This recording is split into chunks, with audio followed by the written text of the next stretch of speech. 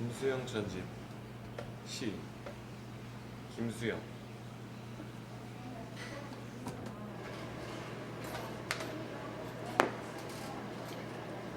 작가 연보 1921년 1세 11월 27일 서울 종로 2가 관철동 158번지에서 아버지 김태욱과 어머니 안영순 사이 8남매 중 장남으로 태어나다.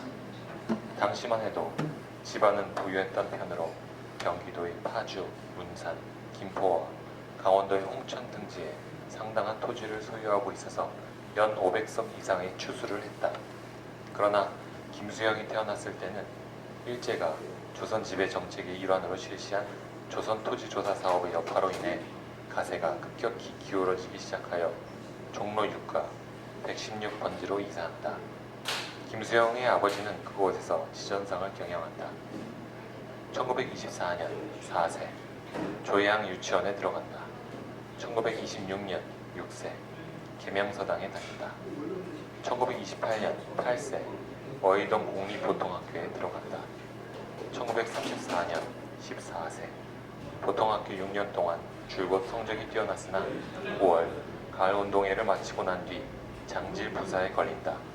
폐렴과 내막암까지 앓게 되었고 이로 인해 서너 달 동안 등교하지 못함은 물론 졸업식에도 참석하지 못하고 진학시험도 치르지 못한다. 1년여 요양 생활을 계속한다. 그 사이 집안은 다시 용두동으로 이사한다. 1935년 15세 간신히 건강을 회복하여 경기도립 상고보에 아버지의 강권으로 응시하나 불합격한다. 2차로 설린상업학교에 응시하나 역시 불합격한다. 결국 설린상업학교 전수부에 들어간다. 1938년 18세 설린상업학교 전수부를 졸업하고 본과 2학년으로 진학한다. 1941년 21세 태평양 전쟁이 발발한다. 1942년 22세 12월 영어와 주산, 상업미술 등에서 우수한 성적을 거두며 설린상업학교를 졸업한다. 이후 일본 유학자 도쿄로 건너간다. 설린상업학교 선배였던 이종구와 함께 도쿄 나카노에 하숙하며 대학 입시 준비를 위해 조국후 고등예비학교에 들어간다.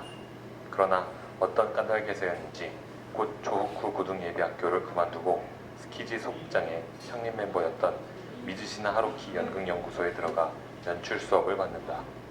1943년 13세 태평양 전쟁으로 서울 시민의 생활이 극도로 어려워지자 집안이 만주 길림성으로 이주한다. 김수영도 조선 합경 징집을 피해 겨울에 귀국하여 종로 6가 고모집에서 머문다. 스키지 소극장 출신이며 미즈시나에게 사사받은 안영일을 찾아간다. 안영일은 당시 서울 연극계를 주도하고 있었고 김수영은 한동안 그의 밑에서 조연출을 맡았던 듯하다. 1944년 24세 봄 가족들이 있는 만주 길림성으로 떠난다. 그곳에서 길림극 예술연구회 회원으로 있던 임원태, 오해석 등과 만난다.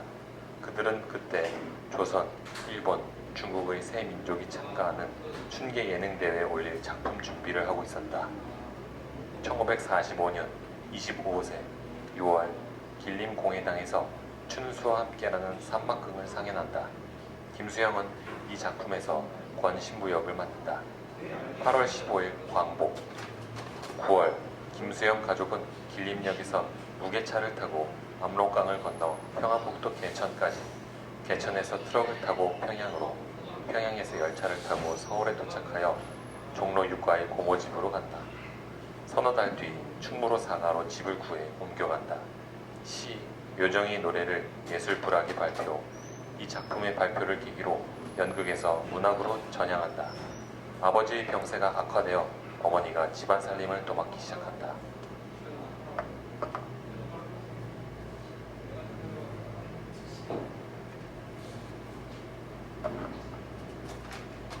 묘정의 노래 남묘 문고리 굳은 쇠문고리 기어코 바람이 열고 열사흘 달빛은 이미 과부의 청상이여라.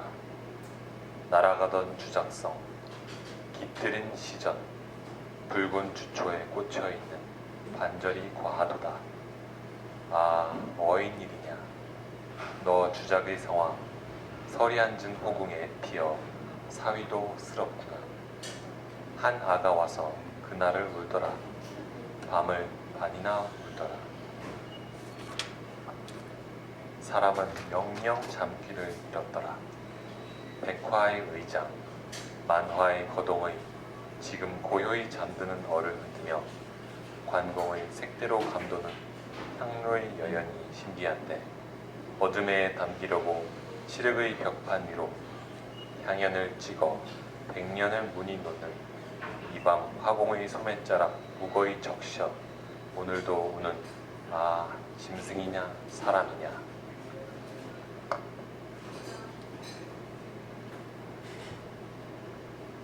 (1946년에서 48년) 26에서 28세 연희 전문 영문과에 편입했으나 곧 그만두고 이종구와 함께 성북영어학원에서 강사, 박일력과 함께 간판 그리기, ECA 통역 등을 잠깐씩 한다.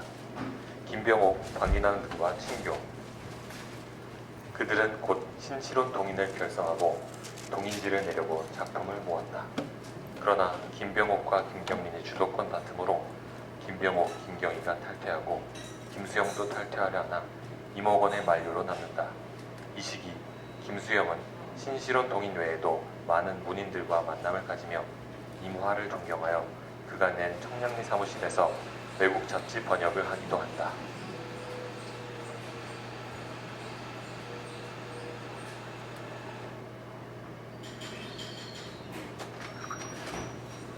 아버지의 사진. 아버지의 사진을 보지 않아도 비참은 일찍이 있었던 것. 돌아가신 아버지의 사진에는 안경이 걸려있고 내가 떳떳이 내다볼 수 없는 현실처럼 그의 눈은 깊이 파지어서 그래도 그것은 돌아가신 그날의 푸른 눈은 아니오.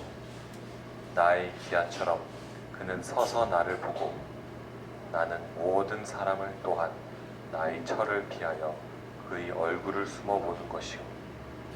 영탄이 아닌 그의 키와 저주가 아닌 나의 얼굴에서 나는 그의 얼굴을 따라 왜 이리 조바심하는 것이오.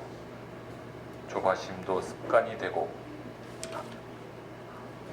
그의 얼굴도 습관이 되며 나의 무리하는 생에서 그의 사진도 무리가 아닐 수 없이 그의 사진은 이 맑고 넓은 아침에서 또 하나 나의 팔이 될 수 없는 비참이요 행길에 얼어붙은 유리창들같이 시계의 12시같이 제 차는 다시 보지 않을 편력의 역사. 나는 모든 사람을 피하여 그의 얼굴을 숨어보는 버릇이 있어.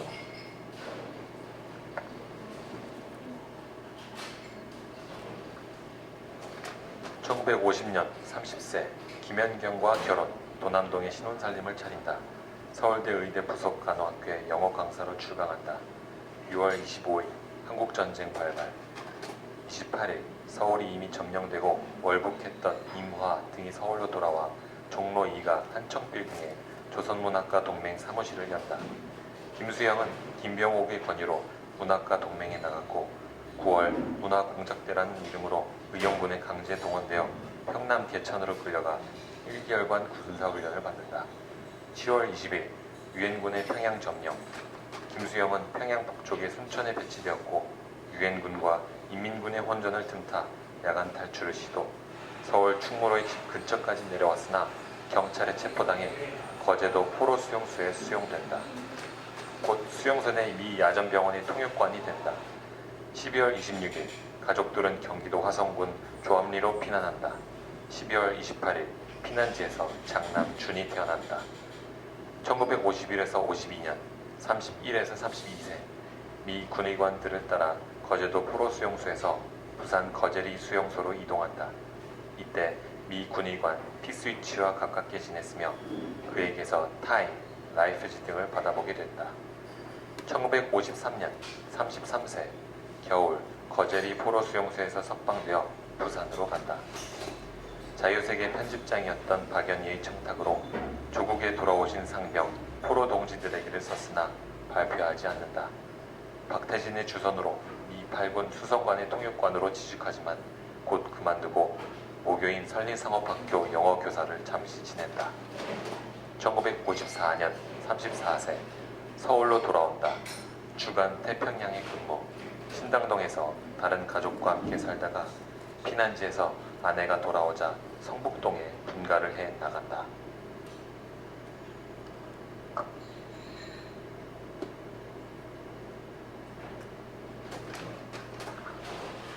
미숙한 도적. 기진맥진하여서 술을 마시고 기진맥진하여서 주정을 하고 기진맥진하여서 여관을 찾아 들어갔다. 옛날같이 낯선 방이 그리 무섭지도 않고 더러운 침구가 마음을 괴롭히지도 않는데 의치를 빼어서 물에 담가놓고 들어누우니 마치 내가 임종하는 곳이 이러할 것이니 하는 생각이 불현듯이 든다. 옆에 누운 친구가 내가 이를 뺀 얼굴이 어린 아해 같다고 간간대소하며 좋아한다. 이 친구도 술이 취한 얼굴을 보니 처참하다. 창을 흔들고 가는 바람 소리를 들어도 불안하지도 않고 도회에서 태어나서 도회에서 죽어가는 사람들은 젊은 몸으로 죽어가는 전선의 전사에 못지않게 불쌍하다고 생각하며 그러한 생각을 함으로써 하루하루 도회의 때가 묻어가는 나의 몸을 분하다고 한탄한다. 친구가 일어나서 창밖으로 침을 뱉고 아래로 내려갔다 오더니 또 술을 마시러 내려가자고 한다. 기진맥진한 몸을 간신히 일으켜서 차가운 이를 건져서 끼고 따라서 내려간다. 그중 끝의 방문을 열고 보니 검은 사람이 셋이나 앉아있다. 얼굴은 분간할 수도 없는데 술 한 병만이 방 한가운데 광채를 띠고 앉아있다. 나는 의치를 빼서 호주머니에 넣고 앉아 선뜻 인사를 하고 음시를 한바탕 읊었더니 여간 좋아들 하지 않는다. 나이를 물어보기에 48이라고 하니 그대로 고지드는다. 아침에 일어나서 나는 완전히 기진맥진하였다. 눈알에 백태가 앉은 사람같이 보이는 것이 모두 몽롱하다. 청한지 반시간 만에 떠다주는 냉수를 한 대접 마시고 계단을 내려와서 어젯밤에 술을 마시던 방을 들여다보니 이불도 베개도 타고 하나 없이 깨끗하다. 도적질을 하는 것도 저렇게 부지런하여야 하는데 우리는 이게 뭐야? 빨리 나가서 배에 들어오는 것을 기다리세 하고 친구가 서두른다. 그러니까 초년생 도적이지 하고 쑥스러운 대꾸를 하면서 기진맥진한 머리를 쉴 곳을 찾아서 친구의 뒤를 따라서 걸어 나왔다. 우리의 잔등이에는 미숙한 도적이라는 글자가 쓰여 있었을 것이다.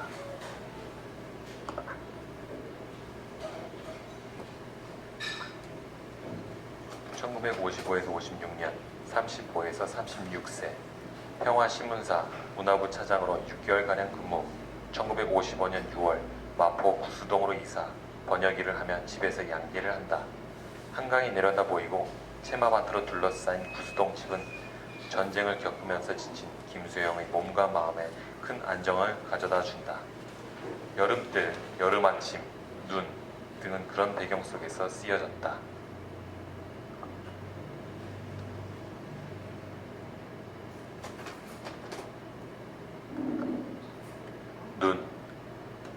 눈은 살아있다. 떨어진 눈은 살아있다. 마당 위에 떨어진 눈은 살아있다. 기침을 하자. 젊은 시인이여 기침을 하자. 눈 위에 대고 기침을 하자. 눈더러 보라고 마음 놓고 기침을 하자. 눈은 살아있다. 죽음을 잊어버린 영혼과 육체를 위하여 눈은 새벽이 지나도록 살아있다.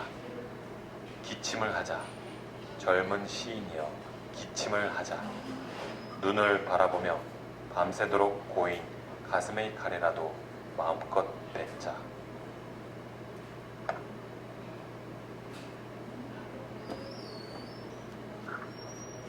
(1957년) 37세 김종문, 이인석 등과 묶은 앤솔로지 평화의 증언에 폭포 등 5편의 시를 발표한다. 1959년 39세 그간 발표했던 작품들을 모아 첫 시집 달나라의 장난을 출간한다. 1960년 40세 4월 19일 4.19 혁명이 일어난다. 김수영은 그림자가 없다.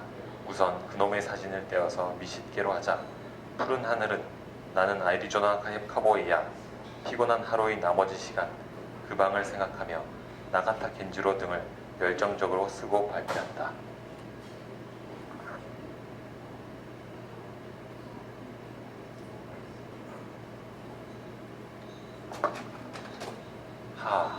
그림자가 없다. 우리들의 적은 늠름하지 않다. 우리들의 적은 커크 더글라스나 리처드 위드마크 모양으로 사나웁지도 않다. 그들은 조금도 사나운 악한이 아니다. 그들은 선량하기까지도 하다. 그들은 민주주의자를 가장하고 자기들이 양민이라고도 하고 자기들이 선량이라고도 하고 자기들이 회사원이라고도 하고 전차를 타고 자동차를 타고 요리집에 들어가고 술을 마시고 웃고 잡담하고 동정하고 진지한 얼굴을 하고 바쁘다고 서두르면서 일도 하고 원고도 쓰고 치부도 하고 시골에도 있고 해변가에도 있고 서울에도 있고 산보도 하고 영화관에도 가고 애교도 있다. 그들은 말하자면 우리들의 곁에 있다. 우리들의 전선은 눈에 보이지 않는다. 그것이 우리들의 싸움을 이다지도 어려운 것으로 만든다.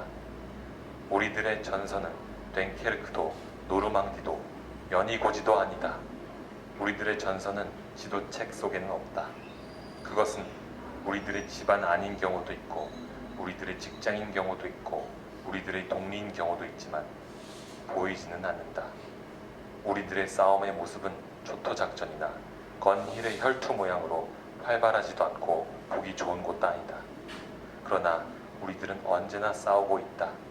아침에도 낮에도 밤에도 밥을 먹을 때에도 거리를 걸을 때도 환담을 할 때도 장사를 할 때도 토목공사를 할 때도 여행을 할 때도 울 때도 웃을 때도 풋나물을 먹을 때도 시장에 가서 비린 생선 냄새를 맡을 때도 배가 부를 때도 목이 마를 때도 연애를 할 때도 졸음이 올 때도 꿈속에서도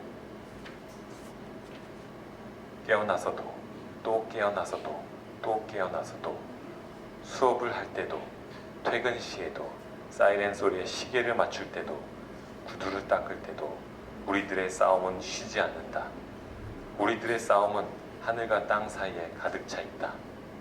민주주의 싸움이니까 싸우는 방법도 민주주의식으로 싸워야 한다. 하늘에 그림자가 없듯이 민주주의 싸움에도 그림자가 없다. 그림자가 없다. 그렇다. 그렇지. 그렇고 말고. 그렇지, 그래. 응. 뭐? 그래. 그래.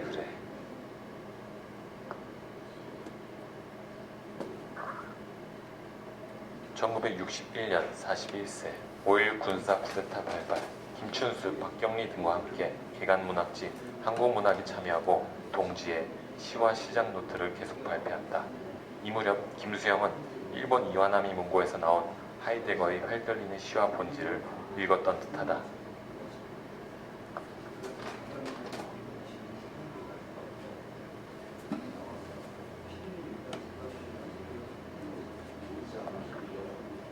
모르지? 쉰기거래. 이태백이가 술을 마시고야 시작을 한 이유 모르지? 구차한 문박 선비가 벽장문 옆에다 카잘스, 그람, 슈바이처, 앱스타인의 사진을 붙이고 있는 이유 모르지? 노년에 든 로버트 그레이브스가 연애 시를 쓰는 이유 모르지? 우리 집 식모가 옆에 내가 외출만 하면 나한테 자꾸 웃고만 있는 이유 모르지? 그럴 때면 바람에 떨어진 빨래를 보고 내가 말없이 집어 걸기만 하는 이유 모르지? 함경도 친구와 경상도 친구가 외국인처럼 생각돼서 술집에서는 반드시 표준어만 쓰는 이유 모르지? 5월 혁명 이전에는 백양을 피우다 그 후부터는 아리랑을 피우고 와이셔츠 윗 호주머니에는 한사코 색수건을 꽂아매는 이유. 모르지. 아무리 더워도 제 와이셔츠의襟을 안쪽으로 접어넣지 않는 이유. 모르지. 아무리 혼자 있어도 제 와이셔츠의襟을 안쪽으로 접어넣지 않는 이유. 모르지. 술이 건아해서 아무리 졸려도 의젓한 포즈는 취하고 있는 이유. 모르지. 모르지.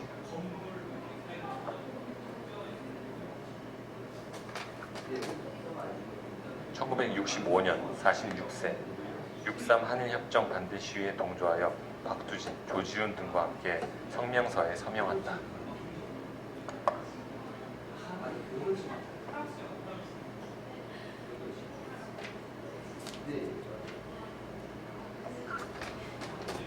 어느 날 고궁을 나오면서 왜 나는 조그마한 일에만 분개하는가?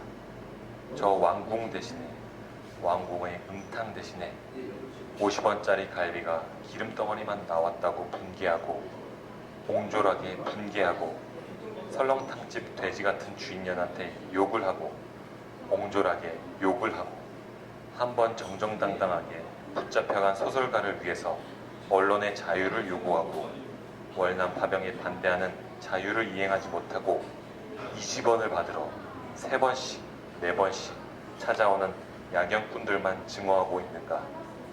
옹졸한 나의 전통은 유구하고 이제 내 앞에 정서로 가로놓여 있다. 이를테면 이런 일이 있었다. 부산에 포로 수용소의 제14 야전병원에 있을 때 정보원이 너스들과 스펀지를 만들고 거지를 개키고 있는 나를 보고 포로 경찰이 되지 않는다고 남자가 뭐 이런 일을 하고 있느냐고 놀린 일이 있었다. 너스들 옆에서 지금도 내가 반항하고 있는 것은 이 스펀지 만들기와 거즈 접고 있는 일과 조금도 다름없다. 개의 울음소리를 듣고 그 비명해지고 머리에 피도 안 마른 애놈의 투정해진다. 떨어지는 은행나무 잎도 내가 밟고 가는 가시밭. 아무래도 나는 비켜서 있다. 절정 위에는 서 있지 않고 암만 해도 조금쯤 옆으로 비켜서 있다. 그리고 조금쯤 옆에 서 있는 것이 조금쯤 비겁한 것이라고 알고 있다. 그러니까 이렇게 옹졸하게 반항한다. 이발쟁이에게, 땅 주인에게는 못하고 이발쟁이에게, 구청 직원에게는 못하고 동해 직원에게도 못하고 야경꾼에게 20원 때문에, 10원 때문에, 1원 때문에 우습지 않으냐? 1원 때문에 모래야, 나는 얼마큼 작으냐? 바람아, 먼지야, 풀아, 나는 얼마큼 작으냐? 정말 얼마큼 작으냐?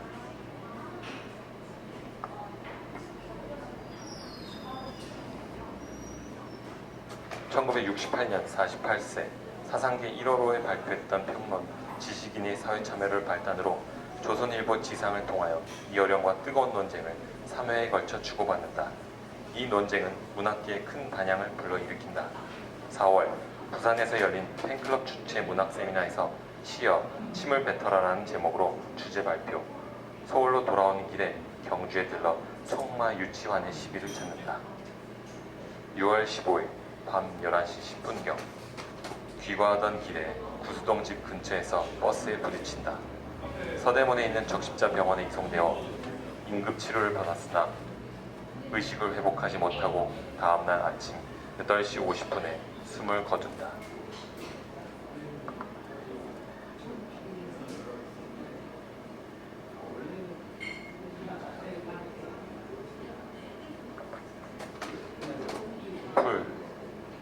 풀이 눕는다. 비를 몰아오는 동풍에 나부껴 풀은 눕고 드디어 울었다. 날이 흐려서 더 울다가 다시 누웠다. 풀이 눕는다. 바람보다도 더 빨리 눕는다. 바람보다도 더 빨리 울고 바람보다 먼저 일어난다. 날이 흐리고 풀이 눕는다. 발목까지, 발밑까지 눕는다. 바람보다 늦게 누워도 바람보다 먼저 일어나고 바람보다 늦게 울어도 바람보다 먼저 웃는다. 날이 흐리고 풀뿌리가 눕는다. 1968년 5월 29일